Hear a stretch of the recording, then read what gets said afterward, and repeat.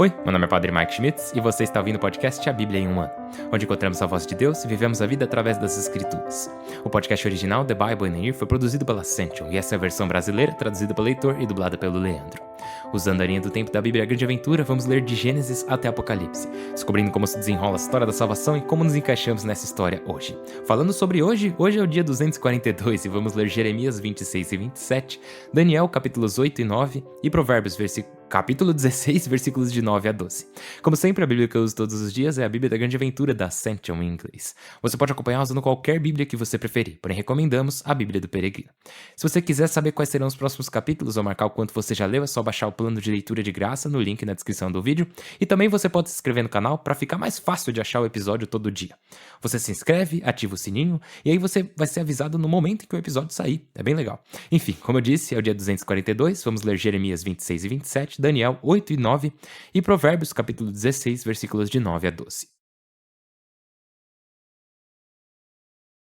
O livro do profeta Jeremias. Relatos biográficos de Jeremias.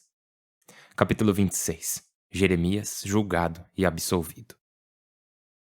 No começo do reinado de Joaquim, filho de Josias, rei de Judá, o Senhor dirigiu a palavra a Jeremias. Assim diz o Senhor: Põe-te no átrio do templo e dize a todos os moradores dos povoados de Judá que vêm ao templo para adorar o Senhor tudo o que eu te mando dizer.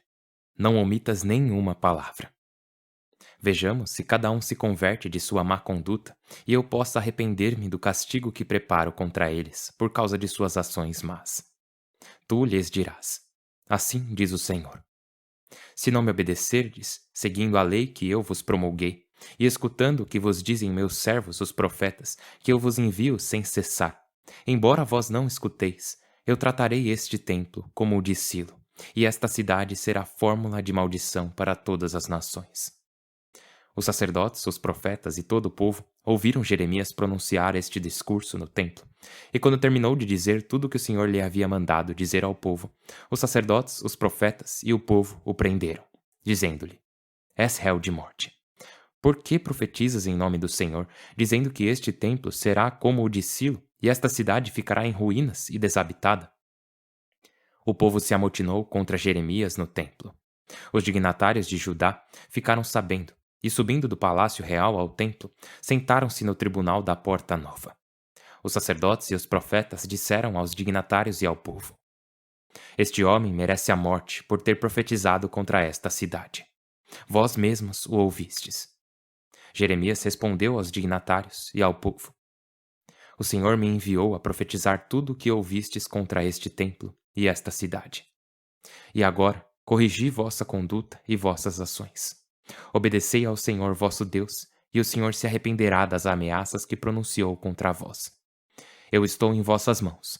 Fazei de mim o que vos parecer melhor. Mas que conste, se me matardes, vós, a cidade e seus habitantes, arcareis com sangue inocente. Porque certamente o Senhor me enviou a vós para vos pregar tudo o que eu vos disse. Os dignatários e todo o povo disseram aos sacerdotes e profetas: Este homem não merece a morte, pois nos falou em nome do Senhor nosso Deus. Então se levantaram alguns deputados e disseram a toda a assembleia do povo: Miqueias de Moraste profetizou durante o reinado de Ezequias, rei de Judá, e disse aos judaítas: Assim diz o Senhor dos exércitos: Sião será um campo arado, Jerusalém será uma ruína, o monte do templo uma colina de florestas. Ezequias, rei de Judá, e todo o povo o mataram? Não respeitaram o Senhor e o acalmaram, e o Senhor se arrependeu da ameaça que havia pronunciado contra eles? Nós, ao contrário, estamos a ponto de arcar com um crime inocente. Houve outro profeta que profetizou em nome do Senhor, Uriás, filho de Semeias, natural de Cariate-Arim. Ele profetizou contra esta cidade e este país da mesma forma que Jeremias. O rei Joaquim com seus guardas e dignatários o ouviram, e o rei tentou matá-lo. Mas Uriás ficou sabendo e, atemorizado, fugiu para o Egito. Então o rei Joaquim enviou Eunatã, filho de Jacobor, com seu destacamento ao Egito. Tiraram Uriás do Egito e o levaram ao rei Joaquim, que o fez justiçar e atirar seu cadáver na sepultura comum. Então Aicã, filho de Safã, se encarregou de Jeremias, para que não o entregassem para ser executado pelo povo.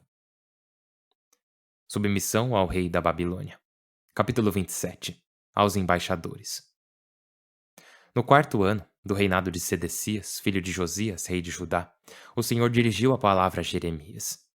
Assim diz o Senhor: Faze para ti umas correias e um jugo, e encaixa-o no pescoço, e envia uma mensagem aos reis de Edom, Moabe, Amon, Tiro e Sidônia, por meio dos embaixadores que vieram a Jerusalém visitar o rei Sedecias.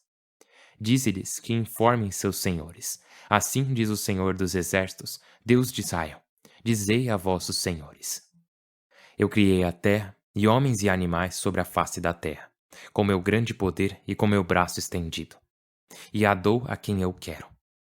Pois bem, eu entrego todos esses territórios a meu servo Nabucodonosor, rei da Babilônia. Também as feras selvagens eu as dou como servidores. Todas as nações estarão submetidas a ele, a seu filho e neto, até que chegue a seu país a hora de ser servidor, de povos numerosos e reis poderosos.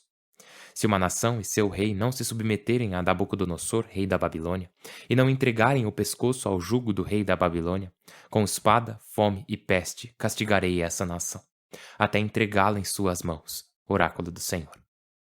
E vós, não deis atenção a vossos profetas e adivinhos, intérpretes de sonhos, agoureiros e magos, que vos dizem: não sereis vassalos do rei da Babilônia, porque vos profetizam mentiras, para vos tirar de vossa terra, para que eu vos disperse e vos destrua. Se uma nação entregar o pescoço e se submeter ao rei da Babilônia, eu a deixarei em sua terra, para que a cultive e a habite. Oráculo do Senhor. A Sedecias. Eu falei nos mesmos termos a Sedecias, rei de Judá. Entregai o pescoço ao jugo do rei da Babilônia. Submetei-vos a ele e a seu exército, e vivereis. Assim não morrereis pela espada, de fome e peste, como disse o Senhor, aos povos que não se submeterem ao rei da Babilônia. Não escutei os profetas que vos dizem: não sereis vassalos do rei da Babilônia, porque vos profetizam mentiras. Eu não os enviei, oráculo do Senhor, e eles profetizam mentiras em meu nome, para que eu tenha de expulsar e destruir a vós com os profetas que vos profetizam. Aos sacerdotes e ao povo. Eu disse aos sacerdotes e ao povo: assim diz o Senhor: não escuteis esses profetas que vos profetizam: brevemente recuperaremos da Babilônia os utensílios do templo. Eles vos profetizam mentiras, não os escuteis. Continuai submetidos ao rei da Babilônia e vivereis, e esta cidade não se converterá em ruínas. Se forem profetas e tiverem a palavra do Senhor, que intercedam ao Senhor para que não seja levado à Babilônia o resto dos utensílios do templo e do palácio real de Jerusalém. Porque assim diz o Senhor dos Exércitos a respeito das colunas, do reservatório, do pedestal e do resto dos utensílios que ainda restam na cidade, que Nabucodonosor, rei da Babilônia, não levou de Jerusalém para a Babilônia quando desterrou Jeconias, filho de Joaquim, com todos os notáveis de Judá e Jerusalém. Assim diz o Senhor dos Exércitos, Deus de Israel, a respeito dos utensílios que ficaram no templo e no palácio real de Jerusalém. Eles os levarão à Babilônia e aí ficarão, até que eu faça o inventário, oráculo do Senhor, e os tire e os devolva a este lugar. O livro de Daniel, capítulo 8. O carneiro e o bode. No 3º ano do rei Baltazar, eu, Daniel, tive uma visão, depois daquela que já tivera. Contemplava a visão na qual me encontrava em Susa, capital da província de Elam, e contemplava a visão na qual me encontrava junto ao rio Ulai. Levantei a vista e vi junto ao rio de pé um carneiro de altos chifres, um mais alto e atrás do outro. Vi que o carneiro dava chifradas ao poente, ao norte e ao sul, e não havia fera que lhe resistisse, nem quem se livrasse de seu poder. Fazia o que queria, alardeando. Enquanto eu refletia, apareceu um bode que vinha do poente, atravessando toda a terra sem tocar o solo. Tinha um chifre entre os olhos. Aproximou-se do carneiro de 2 chifres que eu vira de pé junto ao rio e lançou-se furiosamente contra ele. Eu o vi chegar junto ao carneiro, enfrentá-lo e feri-lo.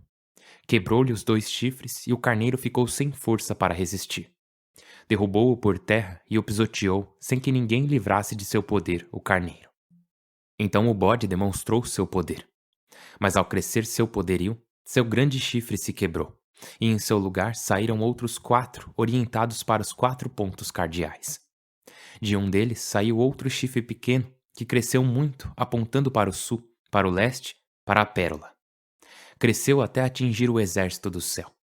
Derrubou ao solo algumas estrelas desse exército e as pisoteou.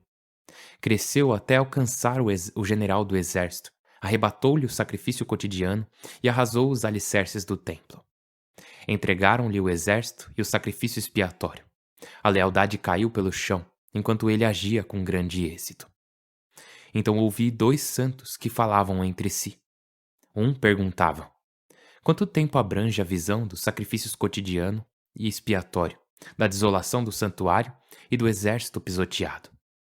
O outro respondia: 2.300 tardes e manhãs. Depois será feita justiça ao santuário.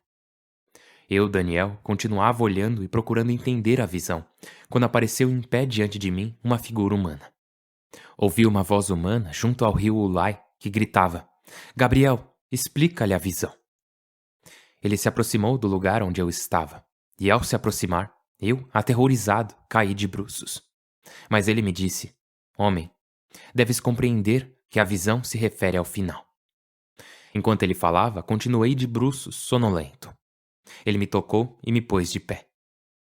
Depois me disse: Eu te explicarei o que acontecerá no tempo final da cólera, porque se trata do prazo final. O carneiro de 2 chifres que viste representa os reis da Média e da Pérsia. O bode é o rei da Grécia. O chifre grande entre seus olhos é o chefe da dinastia. Os 4 chifres que saíram, quando o primeiro se quebrou, são 4 reis de sua estirpe, mas não de sua força.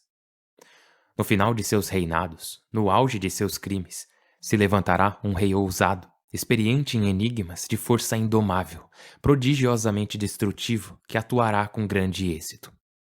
Destruirá poderosos um povo de santos. Com sua astúcia fará triunfar a fraude em suas ações. Ele se julgará grande e destruirá muitos com toda a calma. Ele se atreverá contra o príncipe dos príncipes, mas sem intervenção humana fracassará. A visão em que falavam de tardes e manhãs é autêntica, mas tu sela a visão, porque se refere a um futuro remoto. Eu, Daniel, fiquei doente alguns dias. Quando me levantei, comecei a despachar os assuntos do rei, mas continuava perplexo, sem compreender a visão. Capítulo 9. As 70 semanas. No primeiro ano de Dário, filho de Xerxes, medo de linhagem e rei dos caldeus, no primeiro ano de seu reinado, eu, Daniel, lia atentamente no livro das profecias de Jeremias o número de anos que Jerusalém haveria de ficar em ruínas. Eram 70 anos. Depois me dirigia ao Senhor Deus, implorando-lhe que com orações e súplicas, com jejum, pano de saco e cinza. Orei e me confessei ao Senhor meu Deus: Senhor, Deus grande e terrível, que guardas a aliança e és leal com os que te amam e cumprem teus mandamentos. Pecamos, cometemos crimes e delitos, rebelamo-nos, afastando-nos de teus mandamentos e preceitos. Não demos atenção a teus servos, os profetas, que falavam em teu nome a nossos reis, a nossos príncipes, pais e donos de terra. Tu, Senhor, és justo. Hoje a vergonha nos oprime. Os habitantes de Jerusalém, judeus e israelitas, vizinhos e distantes, em todos os países por onde os dispersaste, por causa dos delitos que cometeram contra ti. Senhor, a vergonha oprime nossos reis, príncipes e pais, porque pecamos contra ti. Mas apesar de nos termos rebelado, o Senhor nosso Deus é compassivo e perdoa. Não obedecemos ao Senhor nosso Deus, não seguindo as normas que nos dava por meio de seus servos, os profetas. Todo Israel violou tua lei, recusando obedecer-te. Por isso caíram sobre nós as maldições escritas com juramento na lei de Moisés, o servo de Deus, porque pecamos contra ele. Cumpriu a palavra que pronunciou contra nós e contra os chefes que nos governavam, enviando-nos uma calamidade, aquela que aconteceu a Jerusalém, como não aconteceu sob o céu. Conforme está escrito na lei de Moisés, aconteceu-nos essa desgraça completa. Contudo, não aplacamos o Senhor nosso Deus, convertendo-nos de nossos crimes e compreendendo tua veracidade. O Senhor nosso Deus vigiou para nos enviar esta desgraça, O Senhor nosso Deus nos trata com justiça, porque não lhe obedecemos. Mas agora, Senhor Deus nosso, que com mão forte tiraste teu povo do Egito, adquirindo para ti a fama que dura até hoje. Pecamos e agimos iniquamente. Senhor, à medida de tua justiça, afasta a ira e a cólera de Jerusalém, tua cidade e teu monte santo. Por nossos pecados e pelos nossos delitos de nossos pais, Jerusalém e todo o teu povo sofrem afrontas dos povos vizinhos. Agora, pois, Deus nosso, escuta a oração e as súplicas de teu servo. Olha benévolo teu santuário assolado, Senhor meu, por tua honra. Deus meu, inclina teu ouvido e escuta-me. Abre os olhos e vê nossa desolação e a cidade que traz teu nome. Pois ao apresentar diante de ti nossa súplica, não confiamos em nossa justiça, mas em tua grande compaixão. Escuta, Senhor. Perdoa, Senhor. Atende, Senhor. Age sem tardar, Deus meu, por tua honra. Por tua cidade e teu povo que invocam o teu nome. Ainda estava falando, suplicando e confessando meu pecado e o de meu povo Israel, e apresentando minhas súplicas ao Senhor meu Deus em favor de seu monte santo. Ainda estava pronunciando minha súplica, quando aquele Gabriel, que eu tinha visto na visão, chegou voando até mim, na hora da oferta vespertina. Ao chegar, falou-me assim: Daniel, acabo de sair para te explicar o sentido. No princípio de tuas súplicas, pronunciou-se uma sentença, e eu vim para comunicá-la a ti, porque és um predileto. Entende a palavra, compreende a visão. 70 semanas estão decretadas para teu povo e tua cidade santa, para trancar o delito, selar o pecado, espiar o crime, para trazer uma justiça perene, para selar a visão e o profeta e ungir o lugar santíssimo. Tu o saberás e compreenderás. Desde que se decretou a volta e a reconstrução de Jerusalém até um príncipe ungido, passarão 7 semanas. Durante 72 semanas estará reconstruída com ruas e fossos em tempos difíceis. Passadas as 72 semanas, matarão um ungido inocente. Virá um príncipe com sua tropa e arrasará a cidade e o templo. O final será um cataclismo, e até o fim estão decretadas guerra e destruição. Firmará uma aliança com muitos durante 1 semana. Durante meia semana fará cessar ofertas e sacrifícios e porá sobre a ala o ídolo abominável, até que o fim decretado chegue ao destruidor.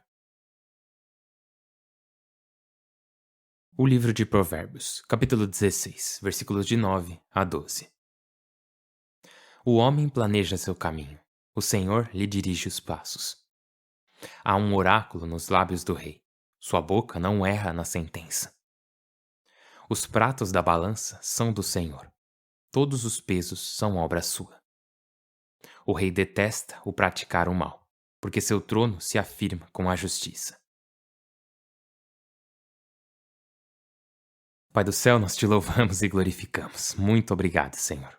É verdade que planejamos nossos caminhos, mas é o Senhor que direciona nossos passos. E quando pertencemos a Ti, quando estamos abertos a Ti, a ouvirmos e a obedecermos Tua palavra, quando vamos a Ti em humildade, e precisamos sempre ir a Ti com humildade no coração, ir a Ti com humildade diante da Tua palavra e da Tua vontade. Então sim, planejamos nossos caminhos, mas o Senhor direciona nossos passos, Senhor Deus. Ajuda-nos a seguir sempre a Ti, a sermos guiados e moldados pela Tua palavra, e que cada passo que damos seja feito com fé. Que cada passo seja feito em esperança, cada passo seja feito com amor a Ti e ao próximo, pois Tu és amor. E nos chamas a amar a Ti e a receber o Teu amor, amar nosso próximo assim como o Senhor nos amas. Ajuda-nos a fazer isso, Senhor. Ajuda-nos a viver assim. Por Cristo nosso Senhor. Amém. Em nome do Pai, e do Filho e do Espírito Santo. Amém. Esse é um dos meus provérbios favoritos. Acho que eu já falei isso umas 20 vezes, né? Mas eu realmente gosto muito. O homem planeja seu caminho. O Senhor lhe dirige os passos. Bom demais, que bênção. Então, em Jeremias, nós meio que voltamos um pouco no tempo de novo, né? Eu tinha falado ontem, se eu não me engano, que tivemos um avanço no tempo nos capítulos 20 e 21. Nós avançamos até a última onda de exílio, até a deportação final para a Babilônia.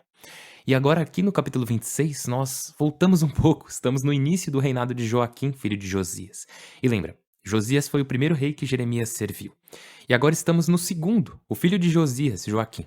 Mas depois, mais tarde, vamos avançar de novo para Sedecias. Então tem esse vai e volta no tempo que eu tinha falado ontem. Mas o que vemos aqui é que uma das coisas que acontece na vida de Jeremias é ele ser ameaçado de morte por dizer a verdade. E nesse capítulo 26 de Jeremias, ele está dizendo a verdade e o povo, os sacerdotes, os profetas, todo mundo, estão pedindo a morte dele. E daí, quando os dignatários, os príncipes de Judá, ouvem isso, eles saem da casa do rei e diz lá que eles fazem um apelo. No versículo 16 do capítulo 26, né? Diz lá: os dignatários e todo o povo disseram aos sacerdotes e profetas: esse homem não merece a morte, pois nos falou em nome do Senhor nosso Deus. Daí depois eles citam Miqueias, e nós conhecemos ele, né? Já lemos o livro dele. Eles citam o profeta Miqueias porque, lembra, ele foi ao rei Ezequias e chamou ele e todo o povo de Judá e de Israel ao arrependimento. E eles se arrependeram. Então os dignatários e o povo estão dizendo: olha, isso já aconteceu antes, quando tivemos um profeta profetizando em nome de Deus que precisávamos nos arrepender, e era verdade. E eu acho muito legal, eu acho que é uma bênção que temos esse relato de pessoas defendendo Jeremias, porque eu acho que é uma das únicas vezes que vemos alguém defendendo ele, porque se a gente for pro próximo capítulo 27, como eu disse, avançamos pro início do reinado de Sedecias. E Sedecias é o último rei de Judá antes da deportação final. Não sei se você lembra, mas acho que é lá em 2 Reis que conta que o rei da Babilônia, Nabucodonosor, desceu a Jerusalém e a última coisa que ele fez com Sedecias foi cegá-lo logo depois de matar os filhos dele na frente dele. Assim, a última coisa que Sedecias viu foi seus filhos sendo mortos diante dele.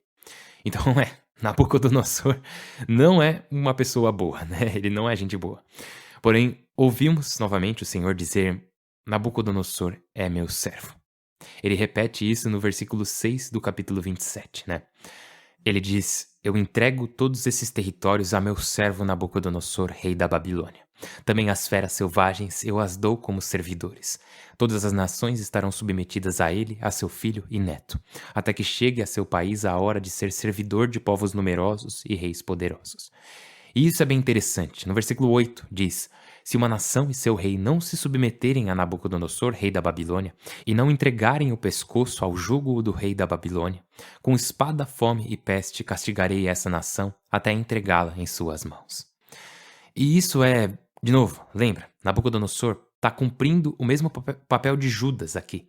Ele não está seguindo a Deus, ele não está fazendo a coisa certa.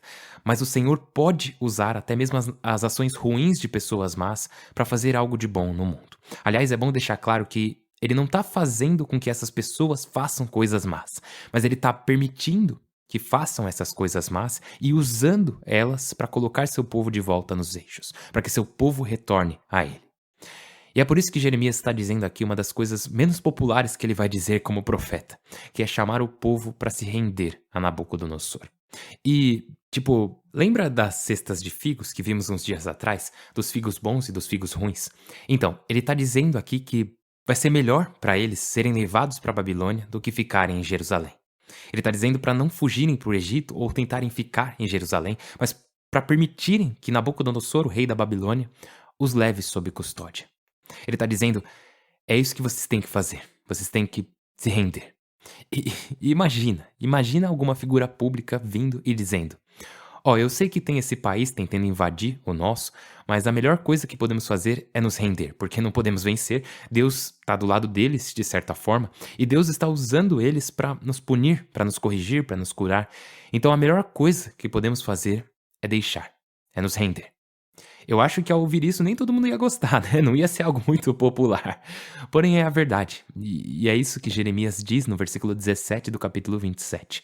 Não os escuteis. Continuai submetidos ao rei da Babilônia e vivereis. E esta cidade não se converterá em ruínas. E assim, essa é provavelmente a profecia menos popular de Jeremias. E isso dói a Jeremias ter que dizer isso porque ninguém dá ouvidos a ele. Agora, se formos para Daniel, e Jeremias até recebe uma pequena menção de Daniel aqui nos capítulos 8 e 9 que vimos hoje. Lá temos a visão do carneiro e do bode.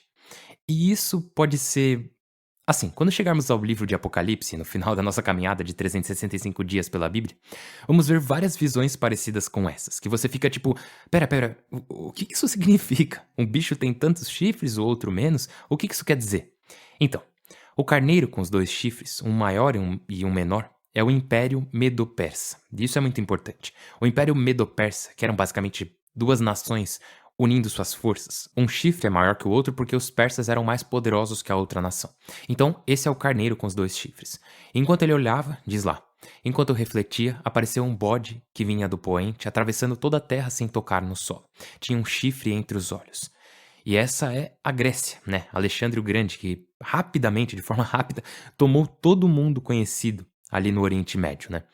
Então, de novo, temos esse bode e esse carneiro. E tipo, você pensa, pra que falar de bode e carneiro? Por que não dizer só o Império Medo-Persa e esse é o Império Grego de Alexandre o Grande? Bom, porque se trata de uma profecia, né? E quando se trata de visões proféticas, temos sempre um mistério e um simbolismo, porque quase sempre significa algo mais do que o que parece à primeira vista.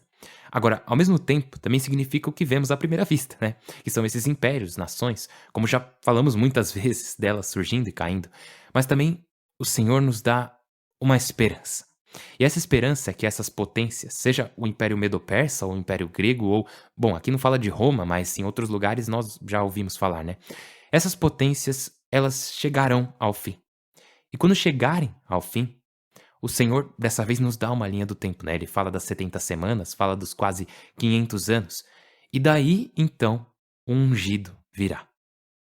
E muitos estudiosos da Bíblia analisaram profundamente essas informações e viram que, tá, então 70 anos, o povo de Israel foi exilado por 70 anos, e então o rei da Pérsia, Ciro, que veio depois de Nabucodonosor, né? Ele envia o povo de Israel, os que quiseram voltar, de volta a Jerusalém, de volta a Israel. E vamos ouvir sobre isso mais pra frente em livros como Neemias, Esdras, etc.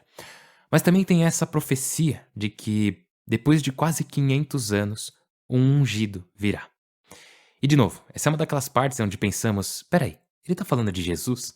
Porque por essa linha do tempo, na verdade depende de como você interpreta, né? Porque tipo, quando começou esses 500 anos e quando que terminou? Mas sim, essa profecia dos quase 500 anos é a profecia do ungido. Não só um ungido, mas o ungido. Aquele que viria e estabeleceria um reino sem fim. Então, assim, Daniel tem algumas profecias incríveis sobre Jesus, assim como Isaías também teve, assim como Ezequiel fala sobre o novo coração, e até Jeremias, porque tá, eu acho que falar disso ia ficar muita coisa pro episódio de hoje e já tá bem longo, porque você deve ter notado que os capítulos de Daniel são bem mais longos do que alguns dos outros livros. Então, dito isso, estamos chegando ao fim do nosso tempo juntos hoje, então eu só quero, por favor, convidar e pedir, talvez até implorar, pelas suas orações. Eu estou rezando por vocês todos os dias eu elevo vocês em oração. E eu sei, eu confio que vocês estão rezando por mim e também uns pelos outros. Que bênção espetacular poder fazer essa caminhada com vocês. É incrível de verdade. Meu nome é Padre Mike e eu mal posso esperar para ver vocês amanhã. Deus abençoe.